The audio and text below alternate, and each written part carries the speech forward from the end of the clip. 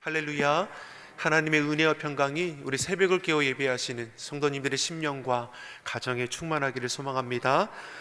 이제 본격적인 추위가 시작이 되었습니다. 추워진 날씨 가운데서도 건강을 잘 지키시고, 요즘 독감이 너무 무섭다고 하니까요, 옷을 따뜻하게 하고 잘 다니실 수 있기를 바랍니다. 베드로는 계속해서 말씀을 통해서 우리 흩어진 나그네와 같은 이들을 위해서 권면하지 않습니까? 베드로 전서의 말씀을 통해서는 로마의 박해로 고난 가운데 처해 있던 그 말씀 위에 굳게 서서 이겨낼 것을 말씀했습니다. 지금 우리의 삶이 그러하지 않습니까? 코로나19라는 이 외적인 고난으로 우리 삶의 위기들이 많이 놓여 있었습니다. 나라가 휘청하기도 했고, 산업과 경제가 흔들리고, 우리 가게가 흔들리지 않았습니까? 이로 인해 우리의 삶이 근심하게 되었었습니다. 이러한 위기 속에서도 우리가 불평하고 원망한다고 이런 위기를 이겨낼 수 있느냐? 결코 그러하지 못하는 것이죠. 우리는 말씀을 기억하며 고난에 묶이는 것이 아니라 은혜 안에서 말씀에 굳게 서서 고난을 이겨내는 자가 되기를 예수님의 이름으로 축원합니다. 우리 삶을 주관하시는 하나님, 우리 인생의 나중을 하시는 하나님을 의지하는 자가 되어야 하는 것이죠. 아버지 하나님께서 이길 힘을 주시고 우리 나라, 우리 교회, 우리 가정을 지키시고 보호하여 주심을 믿습니다. 그리고 베드로 후서에서는 이 내적인 고난에 대해서 대비할 것을 이제 말씀해 주었습니다. 외적인 고난을 이겨낸 그리스도인들에게 또 어떠한 고난이 준비되어 있느냐? 내적인 고난이 있다라는 것이죠. 믿는 자로서의 본격적인 영적인 싸움이 있다라는 것입니다. 거짓 교사들이 신앙 공동체 안에 가만히 들어와서 하나님의 말씀을 의심하게 하고 서로 불신하여 신앙 공동체를 흔들어 놓는 일들이 일어났다라는 것이죠. 이 소식을 베드로가 듣고 다시 저들을 일깨우기 위해서 두 번째 서신 베드로 후서를 기록하여 보내는 것입니다. 우리 본문 3장 1절에서도 이렇게 표현되는 것이죠. 우리 1절의 말씀을 같이 보겠습니다. 사랑하는 자들아, 내가 이제 이 둘째 편지를 너에게 쓰노니 이 둘로 너희 진실한 마음을 일깨워 생각하게 하여. 여기 진실한 마음은 혼합되지 않은, 섞이지 않는 순수한 마음을 가리킵니다. 이는 태초에 하나님께서 사람을 빚으시고 그 안에 생기를 불어넣으시며 보시기 심히 좋았다 말씀하신 본래 가졌던 그 마음, 진실한 마음을 가리키는 것이죠. 이것을 사도 베드로가 일깨워 주고자 한다는 것입니다. 왜 그렇습니까? 본래 가졌던 진실한 마음은 세상 풍조, 세상 문화, 세상 가치로 인해서 흔들리고 또 잃어버려지기 때문입니다. 가짜가 진짜를 흔들어 놓는 시대입니다.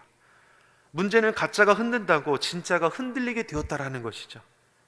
아무리 양의 옷을 입고 광명한 천사처럼 위장하지만 저들은 속이는 자일 뿐입니다. 작정하고 속이려는 사람을 우리가 어떻게 이겨낼 수 있습니까? 그래서 우리에게 필요한 것이 경건이라고 말씀합니다. 경건은 사람 중심이 아니라 하나님 중심으로 살고자 하는 것을 가리킵니다. 우리는 사람을 보고 신앙생활하지 않습니다. 사람을 믿고 의지하는 자들이 되어서는 안 되는 것이죠. 우리는 하나님 앞에 내 삶을 세워야 하는 것이고 하나님을 믿고 의지하는 자가 되어야 합니다.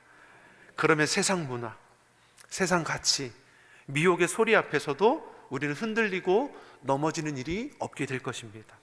사랑하는 성도 여러분, 주의 말씀을 가까이 하시기 바랍니다. 우리 마음밭을 매일매일 주의 말씀으로 기경하는 자가 되어야 합니다.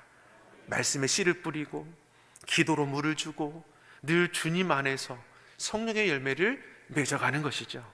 매일 말씀 묵상의 은혜, 매일 기도의 은혜를 누리며 살아가기를 예수님의 이름으로 축원합니다. 이처럼 사도 베드로는 거짓 교사, 이단들의 미혹으로부터 본래 가진 진실한 마음을 일깨워 주는 것이죠.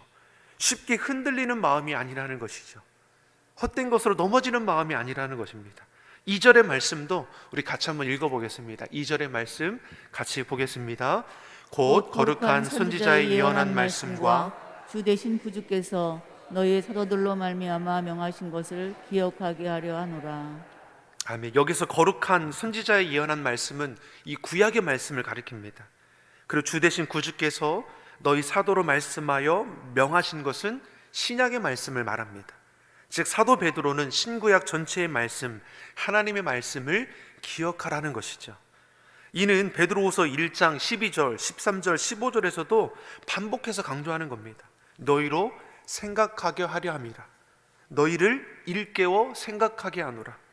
이런 것을 생각나게 하려 하노라. 하나님의 말씀을 일깨워 생각나려고 하려고, 기억하라고 계속해서 베드로는 우리에게 말씀해 주는 것이죠. 다시 말해 받은 은혜를 잊어버리지 말라라는 것입니다.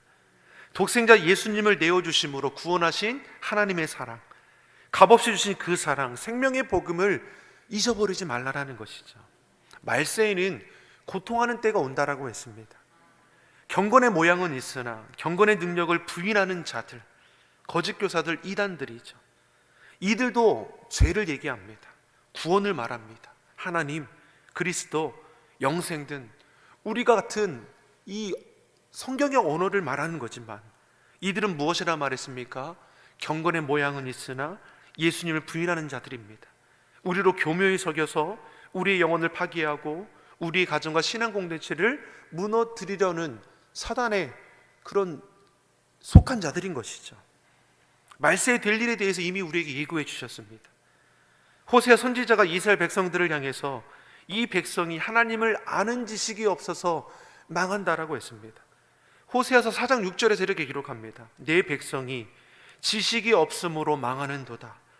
내가 지식을 버렸으니 나도 너를 버려 내 제사장이 되지 못하게 할 것이요 네가 내 하나님의 율법을 잊었으니 나도 내 자녀를 잊어버리리라. 하나님의 백성이 하나님의 말씀을 버렸습니다. 하나님의 말씀을 떠났습니다. 생명의 길을 떠나서 멸망의 길로 나아간다는 것입니다. 사랑하는 성도 여러분, 하나님의 말씀을 우리는 늘 마음에 품고 그 말씀을 기억하며 그 말씀을 지켜 행하는 것을 즐거워하는 자가 되길 바랍니다. 우리의 신앙과 우리의 삶을 지키는 방법은 하나님의 말씀을 가까이 하는 것이죠. 하나님의 말씀은 살았고 운동력이 있는 진리의 말씀, 능력의 말씀, 생명의 말씀입니다. 우리는 다윗이 고백한 것처럼 주야로 하나님의 말씀을 묵상하는 자가 되어야 합니다. 하나님의 말씀을 중심하는 자는 외적인 고난뿐만 아니라 내적인 고난도 능히 이겨내는 자가 되는 것이죠. 그런데 안다고 주장하는 자들이 등장하죠. 이단들입니다. 한술 더 떠서 자신들이 재림의 예수라고 주장하는 이들도 이 시대에도 있지 않습니까? 문제는 말도 안 되는 저들의 말과 저들의 교리를 그대로 따라가는 자들이 있다는 것이죠. 이 시대에 얼마나 많은 이단의 교주들이 스스로를 재림 예수라 말합니까? 이들은 무엇입니까? 다 죽음을 피하지 못하게 될 것입니다. 죽어 땅에 묻히지만 그 묘비에 재림 예수라고 쓰여지는 이들도 있습니다. 얼마나 엉뚱한 겁니다. 지금도 마찬가지죠. 말세에 누가 나타난다고 했습니까? 기롱하는 자, 조롱하는 자가 나타난다라고 했습니다. 이들은 주의 강림, 예수님이 다시 오심을 조롱했습니다. 그날이 언제 오냐는 것이죠. 예수님이 오기는 하는 거냐? 믿는 자들을 조롱하는 겁니다. 초대교회 성도들 중에는 예수님의 가르침을 직접 받은 자들도 있었고 예수님의 승천하심을 직접 목격한 자들도 있었습니다. 그러니 예수님이 다시 오신다라는 약속을 기대하며 기다릴 수 있었습니다. 그런데 모진 핍박과 박해에도 흔들리지 확신하는 것이 무엇입니까? 자신들을 친히 보았기 때문이죠. 약속의 말씀이 속히 임할 것을 확신했기 때문에 그 어떤 어려움도 이겨낼 수 있었습니다. 자, 그런데 시간이 한참 지나게 되는 거죠. 예수님이 다시 오실 때를 기다리며 삶의 자리를 지켜갔습니다. 근데 여전히 아무런 소식이 들리지 않습니다. 여전히 삶은 고단하고 예수님이 말씀하신 그때는 언제인지 기약할 수 없기만 해 보입니다. 그때 그러한 마음의 틈을 비집고 거짓 교사들, 이단들이 미혹하기 시작하는 것이죠. 예수님이 다시 오신다는 걸 믿는 자들을 조롱하는 겁니다. 도대체 언제 오시는 거냐? 너희가 이렇게 힘들고 고통 속에 있는데 오셔도 진작에 오셔야 하는 것이 아니겠느냐?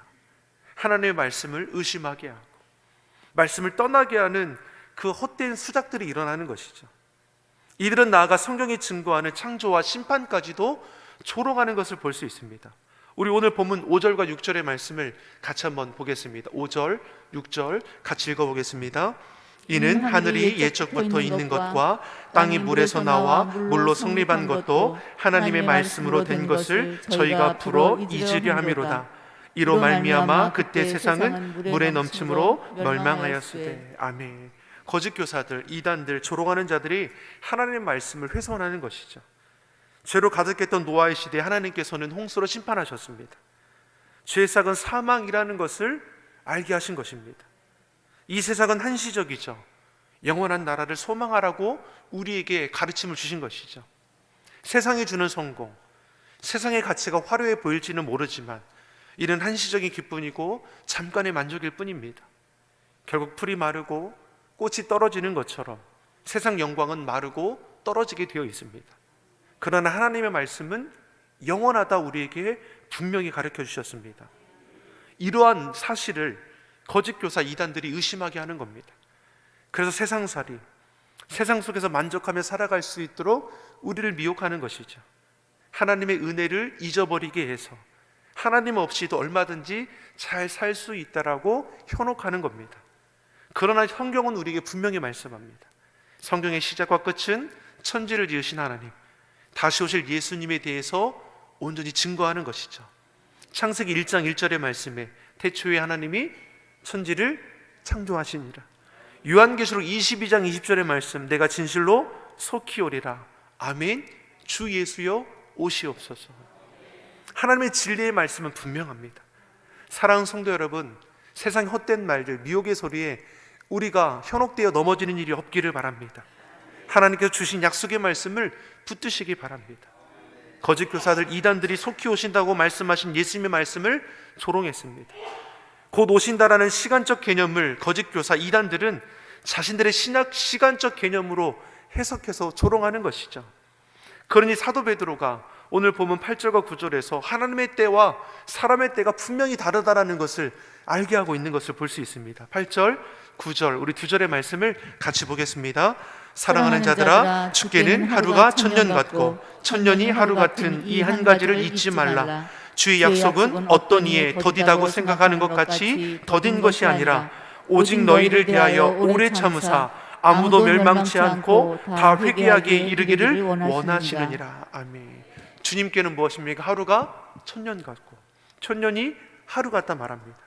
사람의 시간과 하나님의 시간은 다른 것이죠. 우리는 시간과 공간 안에 살아갑니다. 그래서 시간과 공간을 초월하신 하나님을 온전히 알지 못하는 것이죠. 그러니 하나님께서는 우리에게 알게 하기 위해서 약속의 말씀 성경을 우리에게 주신 것입니다. 하나님이 사랑이라는 것을 잊지 말라는 것이죠. 하나님의 때가 더딘 것은 하나님이 사랑이시기 때문입니다. 하나님은 우리로 회개하고 돌이켜서 하나님의 뜻에 따라 살아갈 수 있도록 기회를 허락해 주시는 것이죠. 악한 이 시대에 무엇으로 우리의 심령과 우리의 가정을 지켜낼 수 있습니까? 사랑하는 성도 여러분, 사람을 보지 마십시오.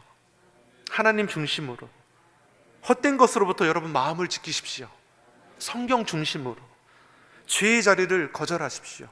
교회 중심으로 삶의 자리를 온전히 세워갈 수 있는 우리 모두가 되기를 예수님의 이름으로 축원합니다.